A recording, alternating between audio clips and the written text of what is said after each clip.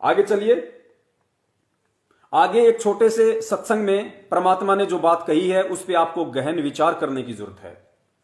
आगे सत्संग में परमात्मा ने कही है, सत्संग सुनाते सुनाते जब काल भगवान और परमात्मा की वार्ता हो रही थी और काल भगवान ने जब वचन मांग लिए, फिर उसके बाद काल भगवान ने परमात्मा से कहा था कि परमात्मा जब आप नीचे जाओगे तो फिर मैं देखूंगा आप उनसे कैसे भक्ति करवाओगे। जब आप नीचे जाओगे तो मैं देखता हूं आप कैसे भक्ति करवाओगे। थोड़ा सा एक बार सत्संग सुन लीजिए, उसके बाद में आपको अच्छे से समझ में आएगा। दिव्य दृष्टि से देख लिए तू अपने पति का सेरा, और इन त्रिलोक की यारों को भूल बावड़ी ही, इच्छा बीज भस्म हो तेरा। इन तीन लोक के भगवान अन्य देवताओं से आस्था त्याग दे, फिर तुम्हारा इच्छा भस्म, यानी इनमें आस्था ही नहीं रहेगी, तर जन्म कैसे होगा हमारा। जहां आशा ता बासा हुई, और इस तत्व ज्ञान से ये बिल्कुल साफ हो जाएगा, यहां आपकी आस्था किसी वस्तु में नहीं रह सकती जब आपको तत्व ज्ञान हो जाएगा। और फिर सिमरन, इतना अद्भुत सिमरन है कि एक श्वास का सिमरन कर लिया तो भी कितना कीमती है। और दिन में परमात्मा को पता है ये आत्मा कितना भजन कर सकती है। काल ने ऐसा जकड़ रखा है इसको, 24 घंटे इंजेक्शन ला देता है, 1 2 4 इंजेक्शन रोजाना लगा देता है। किसी को कोई बीमार, कोई किसी कारण से परेशान है, कोई किसी कारण से, कोई किसी कारण से, तो वो क्या सोचता है कि देखूंगा कैसे वजन करवाएगा ये परमात्मा जब आओगा। पुण्यात्माओं, संकेत समझिए, परमेश्वर यहां क्या कह रहे हैं कि वो काल भगवान कह रहा कि देखूंगा, देखे कि कैसे भक्ति करवाएगा। उसके बाद परमात्मा थोड़ा सा चुप हो जाते हैं, थोड़ा सा परमात्मा ब्रेक लेते हैं कि यहां पे मैं कबीर जी का नाम लूं या क्या शब्द यूज करूं। फिर परमात्मा ने शब्द यूज किया परमात्मा का कि जब ये परमात्मा नीचे जाएगा तो देखता हूं कैसे भक्ति करवाएगा। एक बार ध्यान से सुनिए दोबारा। देता है 1 2 4 इंजेक्शन रोजाना लगा देता है। किसी को कोई बीमार, कोई किसी कारण से परेशान है, कोई किसी कारण से, कोई किसी कारण से, तो वो क्या सोचता है कि देखूंगा कैसे वजन करवाएगा ये परमात्मा जब आओगा। इनसे देख, पुण्यात्मा आज कौन आया हुआ है, भक्ति कौन करवा रहा है, आज हमें भक्ति कौन करवा रहा है। दोबारा सुनिए और समझने की कोशिश कीजिए। यहां यह कहा जा रहा है कि देखूंगा जब वो परमात्मा आएगा तब कैसे भक्ति करवाएगा। परेशान है, कोई किसी कारण से, कोई किसी कारण से, तो वो क्या सोचता है कि देखूंगा कैसे वजन करवाएगा ये परमात्मा जब आओगा। इनसे देखता हूं कैसे। पुण्यात्माओं, कौन आया हुआ है धरती पे जब काल खुद कह रहा है कि देखूंगा कैसे भक्ति करवाएगा, जब वो परमात्मा नीचे आएगा। तो पुण्यात्माओं, धरती पे कौन आया हुआ है, आज हमें भक्ति कौन करवा रहा है, परमात्मा। गुरुदेव ने यहां जो परमात्मा शब्द यूज किया है पुण्यात्मा, वो अपने लिए यूज किया है, क्योंकि आज हमें भक्ति कौन करवा रहा है। आज हमें दाढ़ी मूंछ वाला वो स्वरूप थोड़ी भक्ति करवा रहा है। आज हमें जो भक्ति करवा रहा है और जिसके विषय में बात हो रही थी कि देखता हूं कैसे इनसे भक्ति करवाएगा जब वो परमात्मा आएगा, तो आज भक्ति कौन करवा रहा है ये देख लो। आज आपको भक्ति दाढ़ी मूंछ वाले कबीर साहिब करवा रहे हैं, जो 650 साल पहले वाला उनका स्वरूप था जिस रूप में आए थे, या फिर आज आपको भक्ति वही कबीर परमेश्वर परम पूज्य सतगुरु रामपाल जी महाराज जी के रूप में करवा रहा है। पुण्यात्माओं, यही गलती हमने 650 साल पहले की थी। गुरुदेव बार बार सत्संगों में जिक्र करते हैं कि पुण्यात्माओं 650 साल पहले भी यही भक्ति थी, यही सब कुछ था, यही मंत्र थे, यही ज्ञान था और वही भगवान था, लेकिन हम पार क्यों नहीं हुए। क्या गलती कर दी? सबसे बड़ी गलती थी कि हम परमात्मा को परमात्मा नहीं मान पाए। और जब तक हम परमात्मा को परमात्मा नहीं मान पाएंगे तब तक हम उस परमात्मा की ना तो भक्ति कर सकते, ना हम सतलोक जा सकते। एक बार फिर से सुनिए, उसके बाद फिर आगे परमात्मा ने हमारा धैर्य बनाने के लिए एक छोटी सी बात कही है कि पुण्यात्माओं, अगर भक्ति मार्ग पे थोड़े बहुत छोटे मोटे अगर संकट आ जाएं, ठूठा बनी रहे, घबराना मत। अगर आप परमात्मा की शरण में हो और मर्यादा में रह के भक्ति कर रहे हो तो ये यकीन कर लेना, वो परमात्मा जानबूझ के आपको परेशान कर रहा है, जानबूझ के आपको परेशानियां दे रहा है। क्योंकि जिस प्रकार हीरे की पहचान करने के लिए वो जो हीरे का जो व्यापारी होता है, जो हीरे का जानकार होता है, वो आयरन पे रख के ऊपर से घण की चोट मारता है, ये देखने के लिए कि कौन सा हीरा कच्चा है और कौन सा हीरा पक्का है। वो जानबूझ के चोट मारता है, उसका मकसद हीरे को फोड़ना नहीं है, लेकिन वो चोट मार के हीरे की परख करना उसका मकसद है। तो परमात्मा हमें हिम्मत देने के लिए, धैर्य देने के लिए कि मन में यह धारणा मत लाना कि भक्ति करते करते मेरे ऊपर दुख क्यों आ रहे हैं, संकट क्यों आ रहे हैं। ये दुख संकट तुझे परमात्मा दे रहा है, जानबूझ के दे रहा है, तेरी परीक्षा ले रहा है। तो सुनिए एक बार वही परमात्मा वाला शब्द, और उसके बाद परमात्मा किस प्रकार से सत्संग के माध्यम से इशारा करते हुए भक्ति मार्ग पे हमें हिम्मत दे रहे हैं। तो वो क्या सोचता है कि देखूंगा कैसे वजन करवाएगा ये परमात्मा जब आओगा, इनसे देखता हूं कैसे वजन कराएगा, इनको ऐसा पीड़ित कर दूंगा भगवान की तरफ रुचि नहीं बनेगी। और परमात्मा कहता मेरे पास वो जड़ी है कि इनसे वजन भी करवाऊंगा, और इनके जो इंजेक्शन तू लाओगा उसका जो है एंटी रिएक्शन इंजेक्शन मेरे पास है, वो तेरी इंजेक्शन खत्म कर दूंगा, तेरी जो एक्शन है तेरी दवाई का वो नहीं होगा। अर्थात ये दुखी करता है परमात्मा, आपको सुखी कर देगा, आपके वो दुख निवारण कर देगा। और फिर हमारे को परमात्मा इतना सुखी नहीं। अब सुनना पुण्यात्माओं ध्यान से, जो भगत भाई बहन भक्ति करते करते भी जिनको ये लगता है कि मेरे दुख समाप्त नहीं हो रहे, मेरे संकट समाप्त नहीं हो रहे, मेरा कोई काम धंधा ढंग से नहीं चल रहा है, या अन्य कोई शारीरिक कोई परेशानी है, आर्थिक परेशानी है, उनको थोड़ा ध्यान से सुनने की जरूरत है। आप यकीन करना, भक्ति मार्ग में अगर भगत पे कोई संकट परेशानी आ रही है तो यकीन कर लेना परमात्मा तुमसे दूर नहीं है। परमात्मा तुम्हारी परीक्षा ले रहा है और तुम्हारे इर्द गिर्द है, तुम्हारी हरकतों पे परमात्मा की नजर है, परमात्मा देख रहा है। जिस प्रकार जब परीक्षा का समय होता है तो टीचर वहीं खड़ा होता है, टीचर घूमता रहता है, टीचर देखता रहता है, लेकिन टीचर किसी को कुछ बताता नहीं है। इसी प्रकार जब हम पे अध्यात्म में आने के बाद कोई छोटा मोटा संकट आ जाता है तो यकीन करना वो परमात्मा हमारे इर्द गिर्द होता है, घूम रहा होता है, वो देख रहा होता है कि ऐसी स्थिति में ये भगत कौन सा रास्ता अपनाता है, मेरे ज्ञान आधार से सच्चाई का रास्ता अपनाता है या फिर अन्य कोई काल प्रेरित रास्ता अपनाता है। वो हमारे विश्वास की परीक्षा होगी कि हम परमात्मा पे कितना विश्वास कर पाए, हम कितना डूबने के डर से कोई दूसरा रास्ता अपनाते हैं या अपना सब कुछ अपने परमात्मा के चरणों में न्योछावर करते हुए कि परमात्मा तन तन मन धन सब तेरा, तेरा तुझको अर्पण क्या लागे मेरा, अब मेरा अच्छा बुरा आपके हाथ में है। मैं अपने आप को, जिस दिन मैंने नाम दीक्षा ली थी उसी दिन मैं अपने आप को आपके चरण कमलों में गिरवी रख चुका हूं, मैं अपने आप को बेच चुका हूं। जिस प्रकार पुण्यात्माओं हम मार्केट से कोई बोतल लेके आते हैं, कोई डब्बा लेके आते हैं या कोई बाल्टी लेके आते हैं, हम उस बाल्टी की कीमत उस व्यापारी को देके फिर हम उस बाल्टी को लेके आते हैं।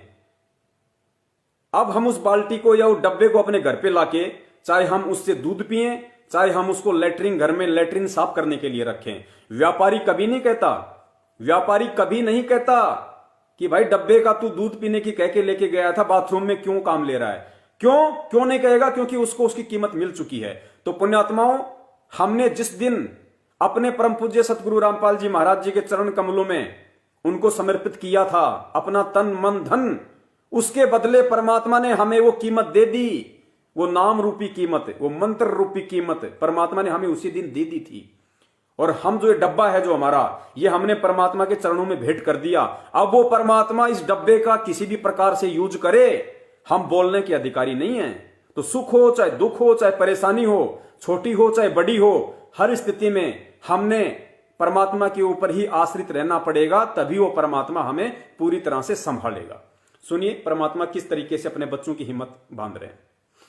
वो सुखी कर देगा, आपके वो दुख निवारण कर देगा। और फिर हमारे को परमात्मा इतना सुखी नहीं करेगा जितना तुम सोच रहे हो। सुख का मतलब ये नहीं है कि आपको पीड़ित रखेगा, नहीं, छोटा कुछ ना कुछ थोड़ा बहुत कष्ट जो आपको देना आवश्यक समझेगा। तो आप ये ना समझना कि मुझे कोई आराम नहीं हो रहा, शरीर में कुछ ना कुछ ठूंठा हो ही रहती है, नाम भी दे रखा है, ये आवश्यक ही होगा, इसलिए परमात्मा कर रहा है। जब आप पूर्ण रूप से सुखी हो जाओगे, ये गारंटीड बात है, नाम ले लो तो कतई नहीं लोगे। तो परमात्मा कहते उस सुख के माथे सिला पड़ा जिसका नाम हृदय ते जा, और बलिहारी उस दुख के जो पल पल नाम रटावे।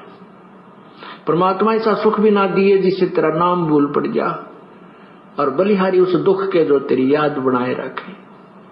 तो पुण्यात्माओं, परमात्मा आपको वो सुख दे सकता है, लेकिन सुखी होते ही काल आपको उसी समय बलो लेगा, बहका लेगा, ये मन तो उसी समय दूर भाग जाएगा।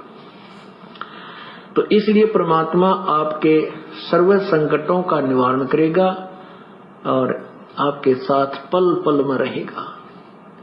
एक एक श्वास, आपका एक कदम भी परमात्मा के संरक्षण से बाहर नहीं होगा जब आप सच्चे मन से परमात्मा की शरण ग्रहण कर लोगे। और फिर जब आप सच्चे मन से, सच्चे दिल से परमात्मा की शरण ग्रहण कर लोगे, उसके बाद आपका एक पल भी परमात्मा के संरक्षण से दूर नहीं होगा। पुण्यात्मा, कितनी बड़ी बात है। जब आप दिल से, अपने हृदय से परमात्मा को परमात्मा मान लोगे, उनके प्रति समर्पित हो जाओगे। और पुण्यात्माओं, जैसा कि दास बार बार कहता है कि हम परमात्मा को परमात्मा तब तक नहीं मान सकते, दिल से, हृदय से हम उनको परमात्मा तब तक स्वीकार नहीं कर सकते जब तक हम इस तत्व ज्ञान को आधार बना के गुरु और इष्ट की खाई को मेटकर, जब तक हम गुरु को ही परमात्मा नहीं मान लेंगे। जब तक हमें सतलोक में बैठा हुआ कबीर परमात्मा अलग और हिसार जेल में बैठे हुए संत रामपाल जी महाराज जी अलग, जब तक हमें ये दो शक्तियां अलग अलग दिखाई देती रहेंगी, तब तक हम कभी भी पतिव्रता धर्म को प्राप्त नहीं कर सकते। क्योंकि गुरुदेव बताया, शास्त्रों में लिखा है, गीता जी में परमात्मा ने पढ़ाया कि आत्मा का एक ही पति है और इस आत्मा को अनन्य भाव से भक्ति करनी होगी। अनन्य भाव से मतलब गुरुजी ने बताया केवल एक इष्ट पे आश्रित होके, एक इष्ट पे। तो पुण्यात्माओं, जब तक हम एक पे आश्रित नहीं होंगे, हम कबीर प्रगट दिवस मना के हर बार यही सबसे बड़ी गलती करते आ रहे हैं। अब यह मत कहना कि गुरुजी आश्रम में कबीर प्रगट दिवस मनाया करते थे। इसका निवारण परमात्मा ने बहुत पहले करवा दिया है, बार बार जिक्र करना दास नहीं चाहता।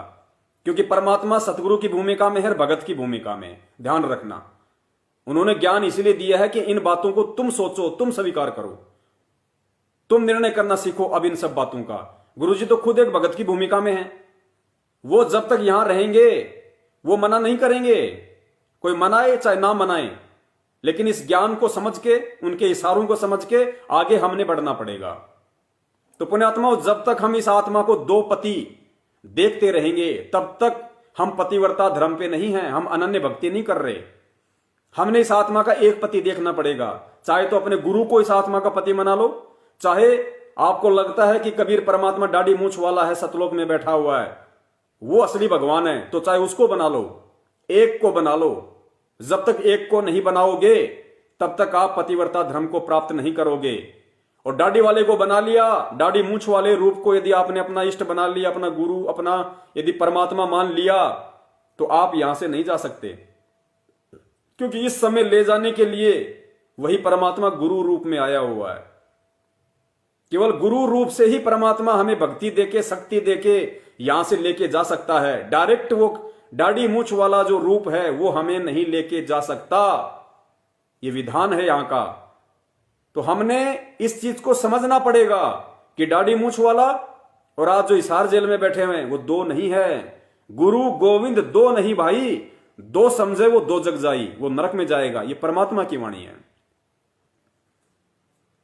सुनिए आगे परमेश्वर की वाणी। एक एक श्वास, आपका एक कदम भी परमात्मा के संरक्षण से बाहर नहीं होगा जब आप सच्चे मन से परमात्मा की शरण ग्रहण कर लोगे।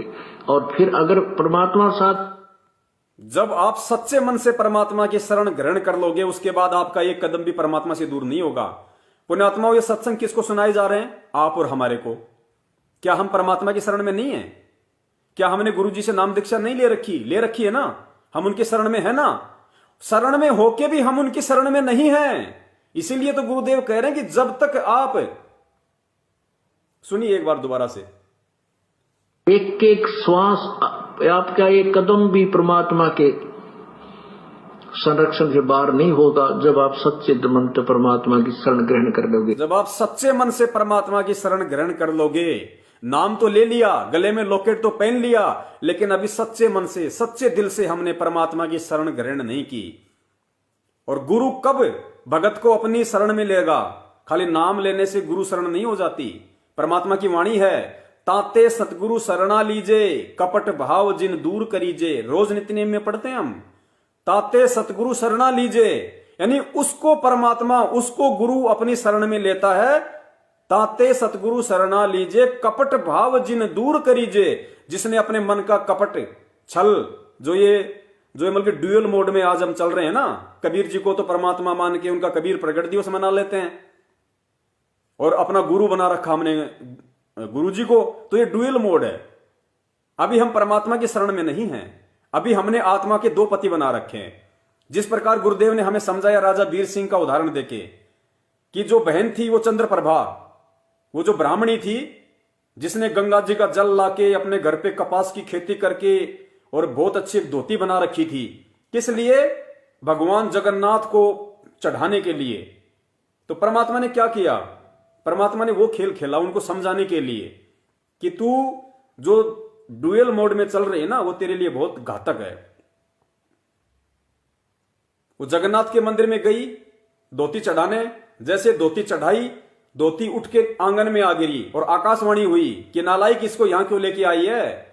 जगन्नाथ तो काशी में बैठा हुआ था, वो कबीर, वो धानक रूप में, वो सारी सृष्टि का रचनाथ है, वो जगन्नाथ है। अगर उसने धोती स्वीकार नहीं की तो मैं भी स्वीकार नहीं कर सकता। अगर चढ़ानी है तो वहां चढ़ा।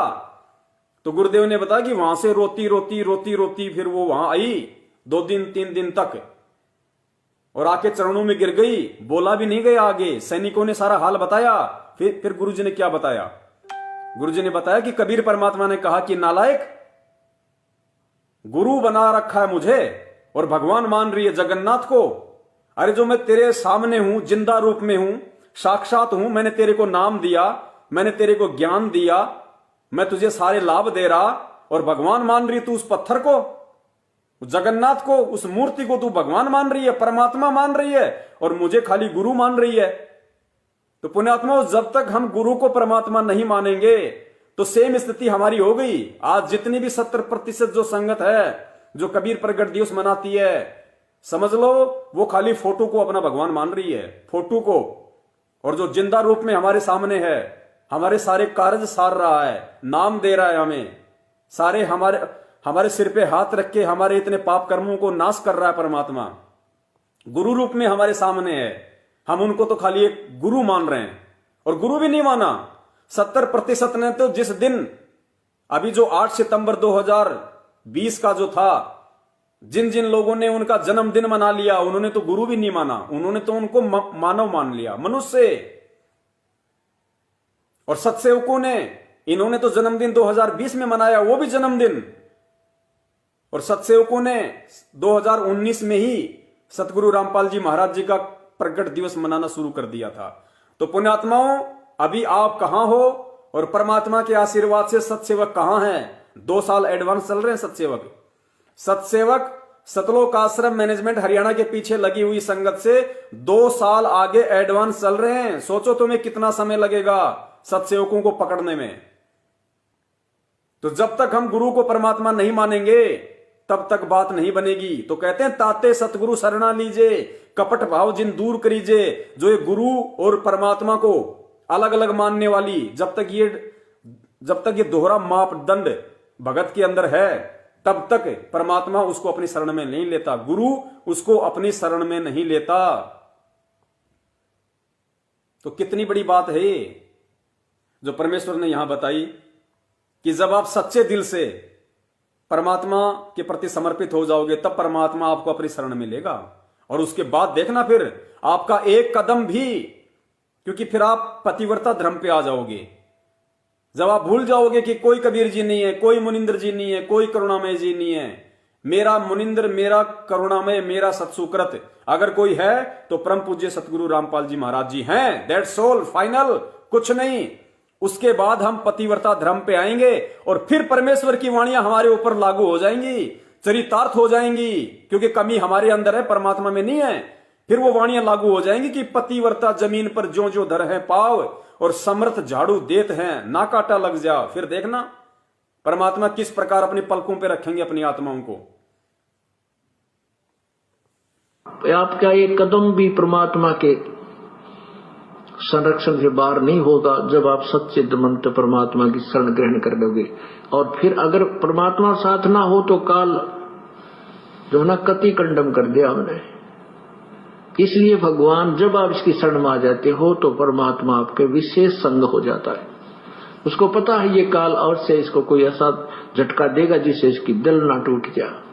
यदि हम सच्चे दिल से पतिव्रता पद पर रह करके इसकी साधना करेंगे, अगर हम सच्चे दिल से पतिव्रता पद पे रह के इसकी साधना करेंगे, ये बातें क्यों बोल रहे हैं गुरुदेव?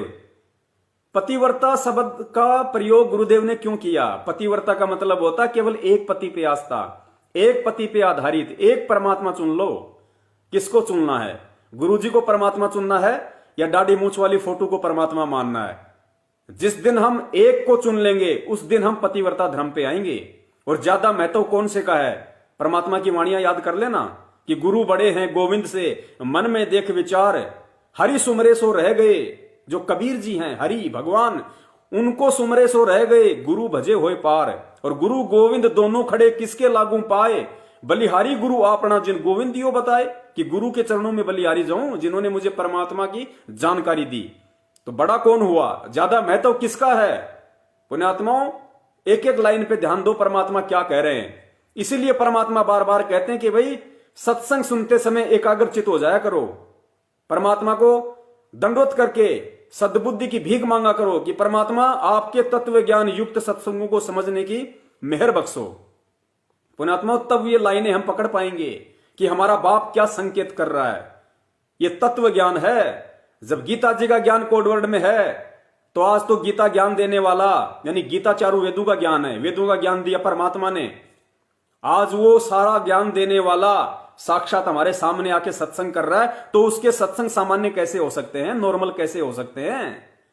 सुनिए क्या कहते हैं परमात्मा। जब हम विशेष तौर से पतिव्रता पद को अपना के परमात्मा की शरण ग्रहण करेंगे, फिर देखना पता है ये काल अवश्य इसको कोई ऐसा झटका देगा जिससे इसकी दिल ना टूट जाए।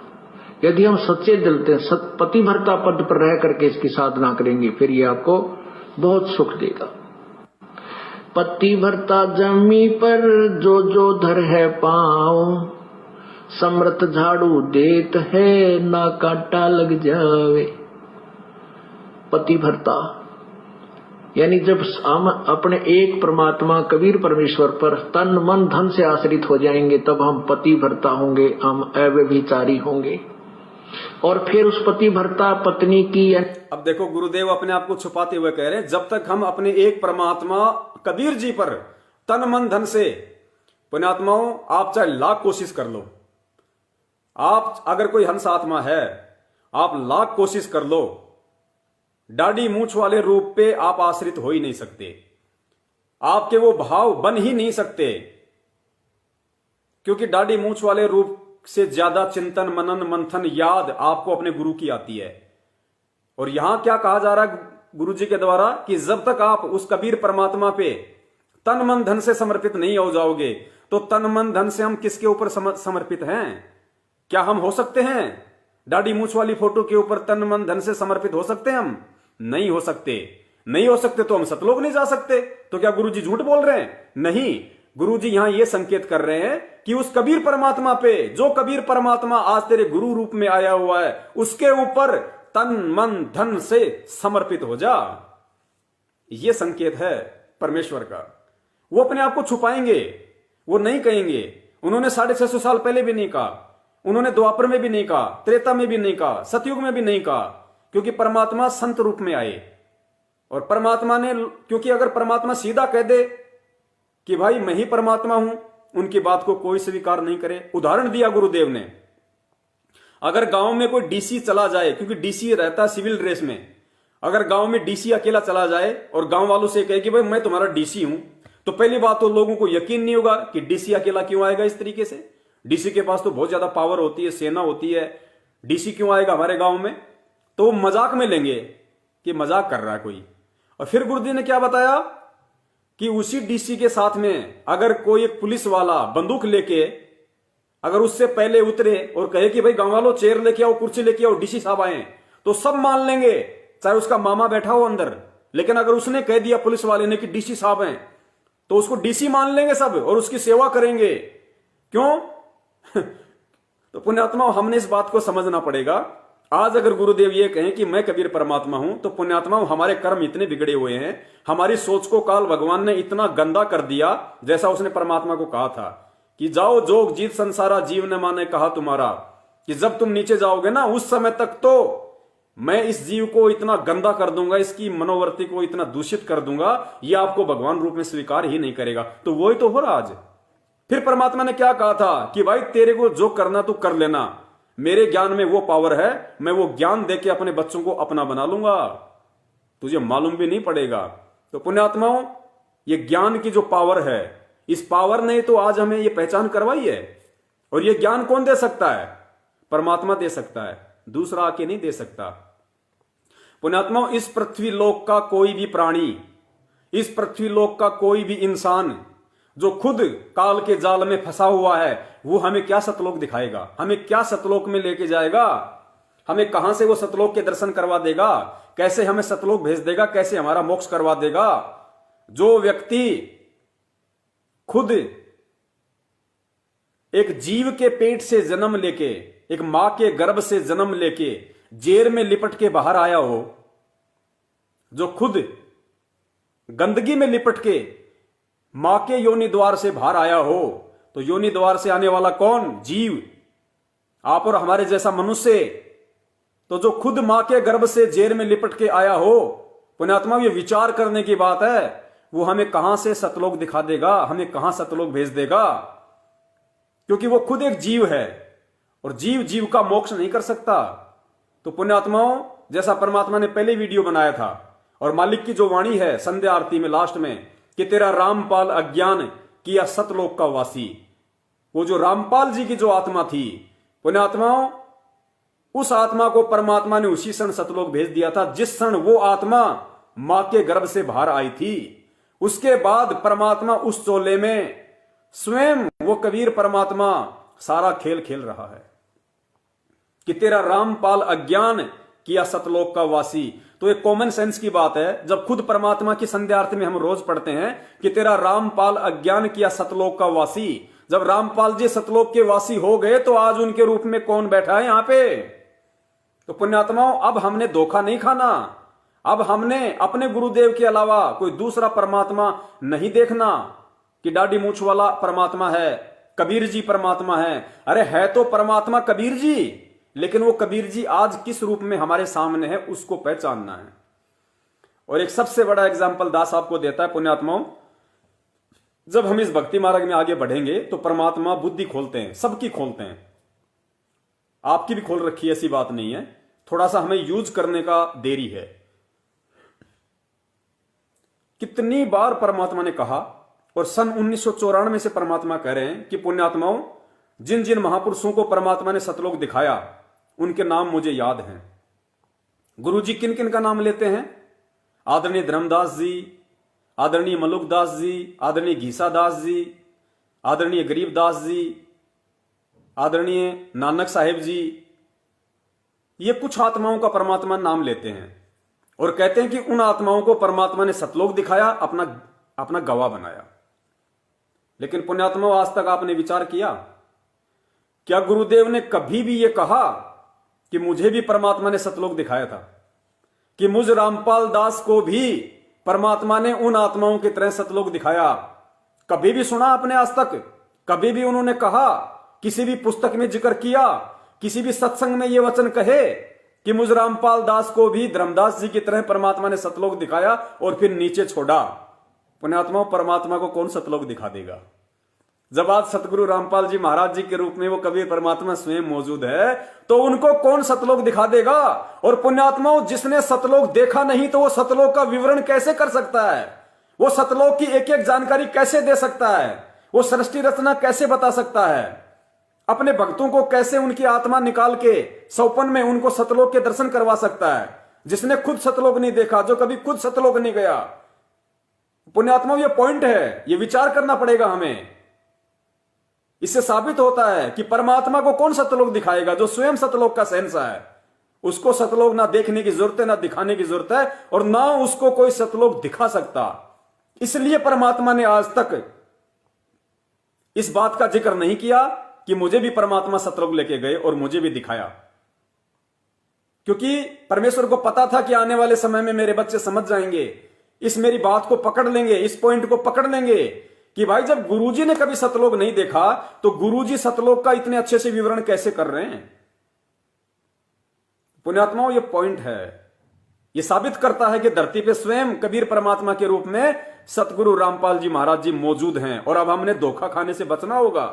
हमने गुरु और इष्ट के बीच की जो खाई है कबीर के मार्ग में, उसको मिटानी होगी। और जब तक वो खाई नहीं मिटेगी, हम पुण्यात्माओं खाई में ही गिरते रहेंगे, मोक्ष नहीं हो सकता।